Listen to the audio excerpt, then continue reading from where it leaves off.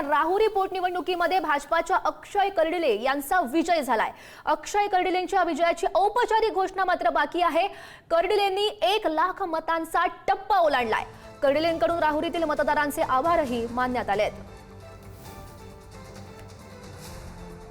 शिवाजी कर्डिले यांचं निधन झाल्यानंतर अक्षय कर्डिले हे निवडणुकीच्या रिंगणामध्ये होते आणि आज त्यांचा हा विजय झालेला आहे। जवळपास 1 लाख मतांचा त्यांनी टप्पा ओलांडलेला आहे। फक्त त्यांच्या विजयाची औपचारिक घोषणा बाकी आहे आणि कर्डिले यांच्याकडून राहुरीतील मतदारांचे आभारही मानण्यात आलेत। विधानसभा पोटनिवडणुकीमध्ये अक्षय कर्डिले यांचा दणदणीत विजय झालेला आहे। फक्त औपचारिक घोषणा बाकी आहे। स्वतः अक्षय कर्डिले आपल्या सोबत आहे। दादा काय सांगाल, 1 लाखाहून अधिक मताधिक्याने विजय झालेला आहे, औपचारिक घोषणा बाकी।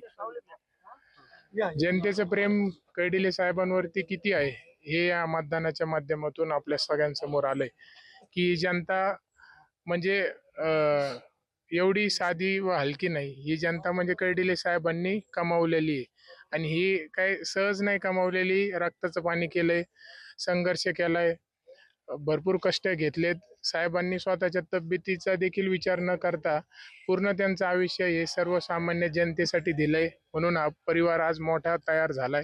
हा परिवार माझ्यासोबत 6 महिन्यापासून खंबीरपणे उभा आहे आणि आज कर्डिले साहेबांच्या रूपाने माझ्याकडे पाहतोय। तर निश्चित मी आपल्याला विश्वास देतो की येणाऱ्या काळामध्ये तुम्ही जसं कर्डिले साहेबांकडे कुठलंही काम असो, कुठलंही सुखदुःख असो, साहेबांकडे येत असायचे। आज मी उद्या येणाऱ्या काळामध्ये जनतेमध्ये कर्डिले साहेब म्हणूनच काम करत राहणार आणि प्रत्येकाला न्याय देणार। प्रचारादरम्यान महाविकास आघाडीने अनेक आरोप केले। या निवडणुकीमध्ये मी आपल्याला सांगितलं की मी निवडणूक म्हणून ही पाहत नाही।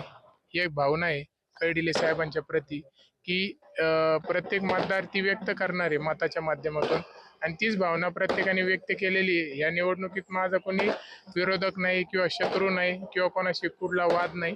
मी लोकशाही आहे, लोकशाहीच्या पद्धतीने ज्याला इच्छा होती ते उभा राहिले। आता आरोप कुणी किती जरी केले तरी पण मी त्याचं उत्तर देण्यापेक्षा ह्या मतदानाच्या माध्यमातून हा जो विजय झालाय जनतेनेच त्या प्रश्नांचं उत्तर दिलेलं आहे। आज साहेब नाहीये, मतलब एकीकडे विजयाचा आनंद, दुसरीकडे साहेब नाही त्याचं दुःख, काय सांगाल? आज विजय फार मोठा झालाय, त्यांच्यामुळेच झालाय। आज आनंद प्रत्येकाला झालाय की या राजकीय क्षेत्रामध्ये कर्डिले साहेबांना पुन्हा एकदा अक्षय शिवाजीराव कर्डिले यांच्या माध्यमातून जिवंत केलंय। म्हणून निश्चितपणे आज सगळं काही माझ्या सोबत आहे, पण आज सगळं काही असून पण माझ्यासाठी काहीच नसल्यासारखं आहे, कारण की माझे वडील माझ्या सोबत नाहीत। ही खंत म्हणजे मला आयुष्यभर राहील।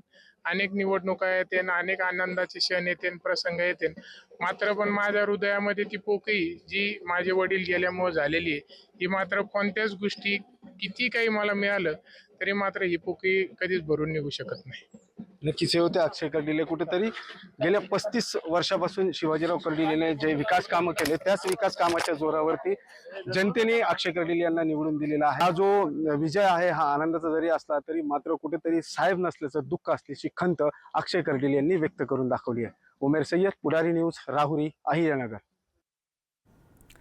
भाजप उमेदवार अक्षय कर्डिले यांची विजयाकडे वाटचाल बघायला मिळते। विजयाची आघाडी घेतल्यानं त्यांनी वडिलांच्या स्मृतीस्थळाचं दर्शनही घेतलं। अक्षय कर्डिले मतमोजणी केंद्राकडे रवाना झालेले आहेत। 2024च्या निवडणुकीमध्ये स्वर्गीय शिवाजी कर्डिले हे विजयी झाले होते।